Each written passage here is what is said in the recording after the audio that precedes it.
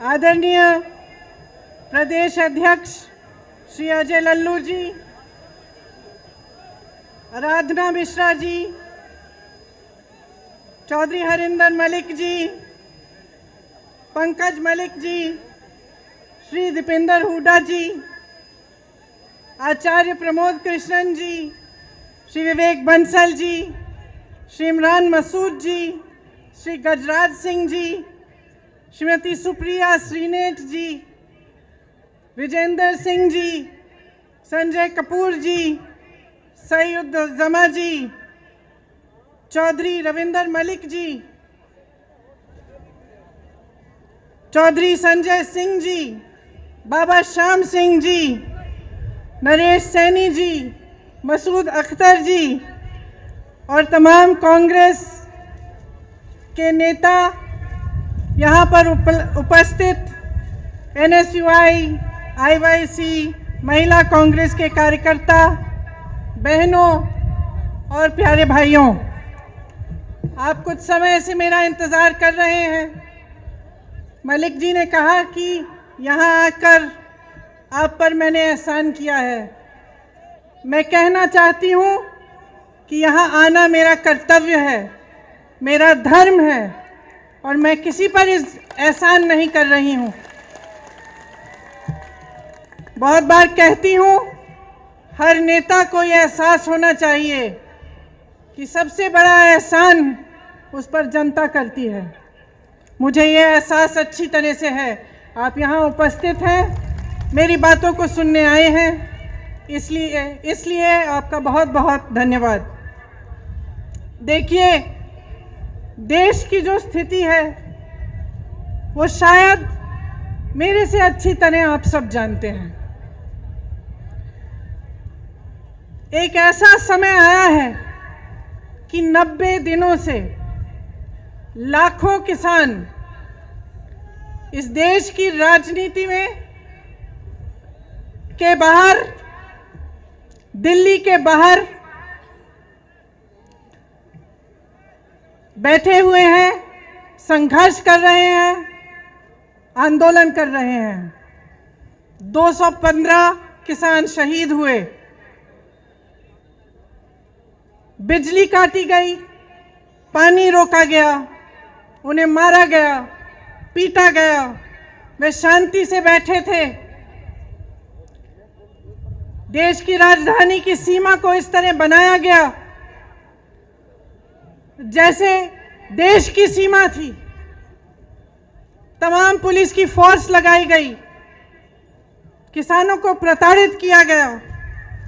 जो किसान अपने बेटे को देश की सीमा पर देश की रखवाली करने के लिए भेजता है, उस किसान को अपमानित किया गया, उसे जलील किया, उसे देशद्रोही कहा, आतंकवादी कहा।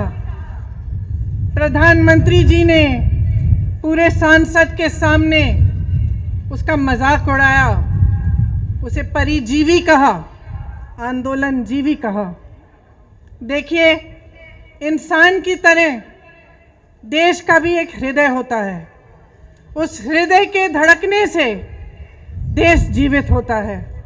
मेरा मानना है कि हमारे देश का हृदय, उसका दिल किसान है, जो जमीन से जुड़ा है, जमीन को सींचता है, उसे उपजाऊ बनाता है, इस देश का अन्नदाता है, इस देश को जीवित करता है।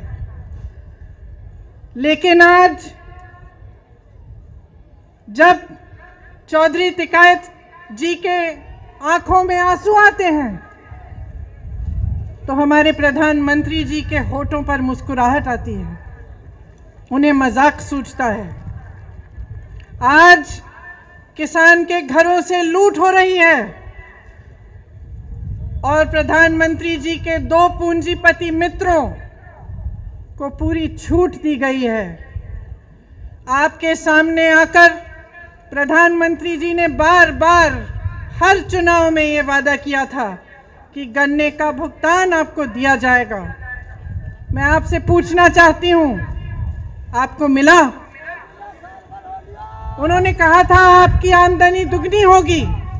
मैं आपसे पूछना चाहती हूं, दुगनी हुई? आपको मालूम होगा कि पूरे देश भर में गन्ने का भुगतान 15,000 करोड़ रुपए है। और आज मैं आपको बताना चाहती हूं, शायद आपको ये नहीं मालूम होगा कि प्रधानमंत्री जी ने अपने लिए दुनिया में भ्रमण करने के लिए 2 हवाई जहाज खरीदे और उन 2 हवाई जहाजों की कीमत 16,000 करोड़ रुपए है। आपके गन्ने के भुगतान से ज्यादा उनके पास अपने 2 हवाई जहाजों को खरीदने के लिए पैसे हैं, लेकिन आपके देश भर के किसान के भुगतान के लिए पैसे नहीं हैं। ये स्थिति है आज देश की। आपसे वादा किया गया था कि 14 दिनों में भुगतान होगा, लेकिन आपने क्या देखा? पिछले 4 सालों में गन्ने का दाम नहीं बढ़ा। 16,000 करोड़ के 2 हवाई जहाज खरीदे गए। 20,000 करोड़ की स्कीम बन रही है कि जो संसद भवन है, जो देश की राजधानी इंडिया गेट है और उसके आसपास की जो इमारतें हैं, उनके सुंदरीकरण के लिए 20,000 करोड़ की स्कीम बन रही है। लेकिन आपके गन्ने के भुगतान के लिए 15,000 करोड़ उपलब्ध नहीं है। डीजल आपको 2018 में 60 रुपए में मिलता था, आज कहीं 80 रुपए, कहीं 90।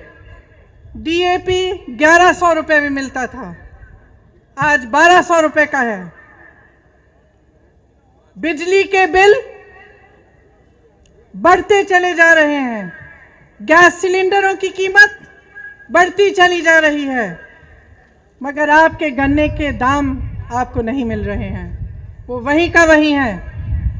मैं कुछ दिनों पहले बिजनौर गई, कुछ किसानों ने मुझे पर्चियां दिखाई। शायद उसी दिन जो नया दाम है वो जारी किया गया था, उससे पहले की पर्चियां दिखाई, उस पे 000 लिखा था। आपको मालूम होगा कि भाजपा सरकार ने पिछले साल डीजल पे जो टैक्स लगाई, उससे 3.5 लाख करोड़ रुपए कमाए।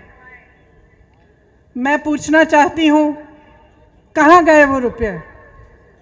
2014 से अब तक मोदी सरकार ने पेट्रोल डीजल पर टैक्स बढ़ाकर, आपको मालूम नहीं होगा, 21,50,000 रुपए कमाए।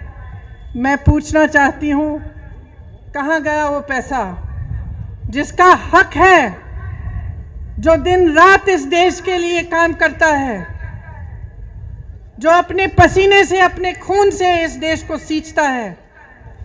उसको क्यों नहीं मिला है ये पैसा? नौजवान को क्यों नहीं मिला? रोजगार क्यों नहीं दिया? और जब वही किसान प्रताड़ित होकर अपनी समस्या लेकर आपके पास आया, तो आपने उसकी बात क्यों नहीं सुनी? दिल्ली का बॉर्डर नरेंद्र मोदी जी के घर से कितना दूर है? 5-6 किलोमीटर दूर होगा। और वही प्रधानमंत्री जो अमेरिका जा सकते थे, पाकिस्तान जा सकते थे, चीन जा सकते थे, जिन्होंने पूरी दुनिया में भ्रमण किया, वो उन लाखों किसानों के पास नहीं जा पाए, उनके आंसू पोंछ नहीं पाए, उनकी बात नहीं सुन पाए। क्यों?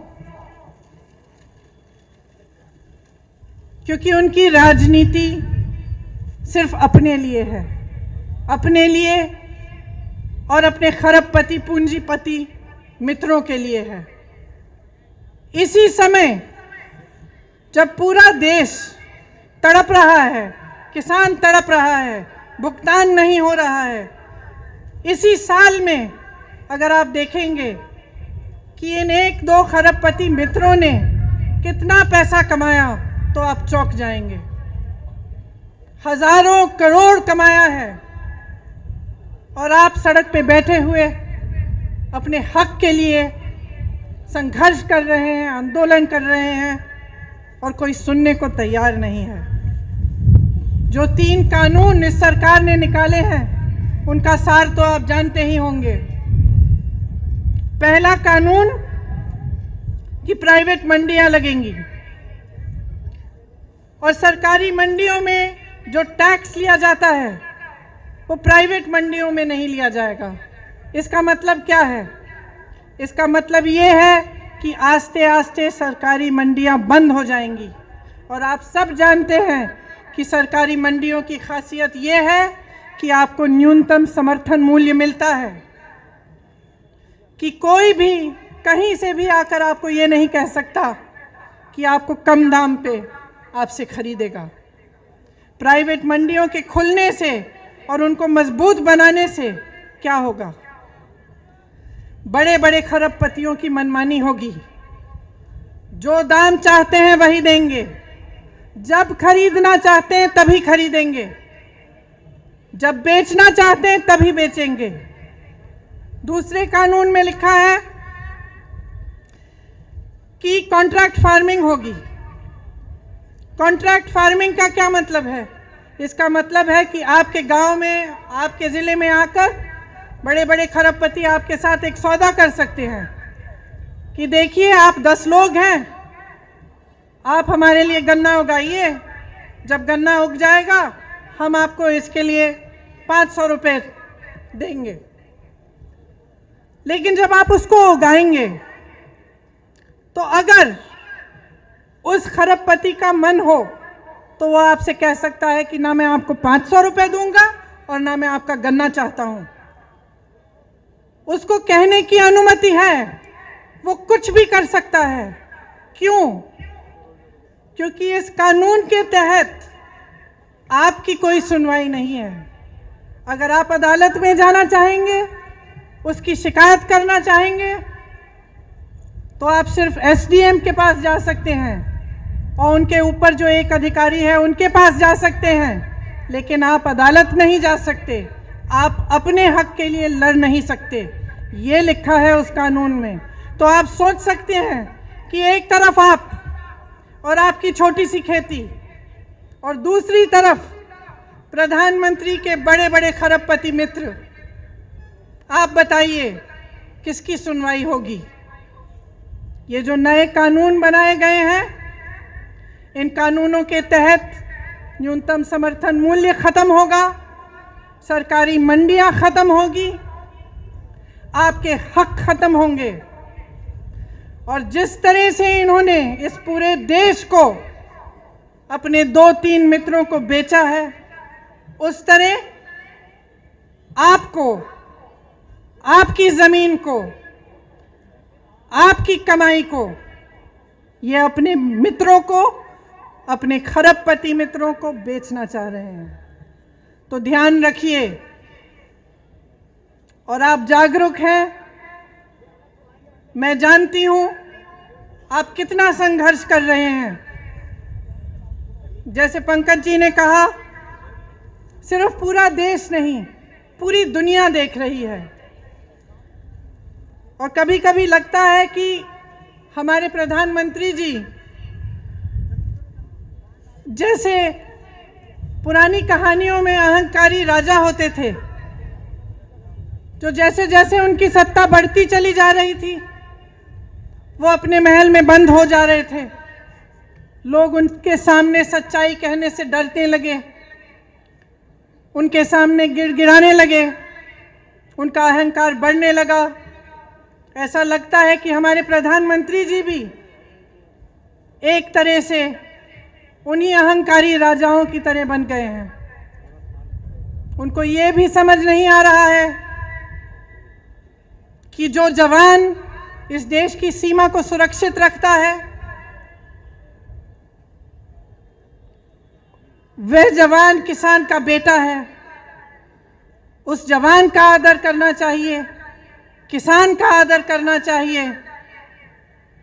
और जब महीनों से संघर्ष चला आ रहा है, वही देशवासी जिसने प्रधानमंत्री को सत्ता दी, जिसने उन्हें प्रधानमंत्री बनाया, उन्हें समझ में नहीं आ रहा है कि उनकी सुनवाई होनी चाहिए, कि आपसे बातचीत होनी चाहिए। वो कहते हैं कि ये कानून आपके लिए बना है, किसानों के लिए बना है। तो क्या वो बता सकते हैं कि किस किसान ने बनाया, किस किसान से बात की? और अगर पूरे देश भर का किसान कह रहा है कि भाई प्रधानमंत्री जी, हमें ये आपका कानून नहीं चाहिए, वापस ले लीजिए इसको, तो वो वापस क्यों नहीं ले रहे हैं? इस कानून को रद्द क्यों नहीं कर रहे हैं?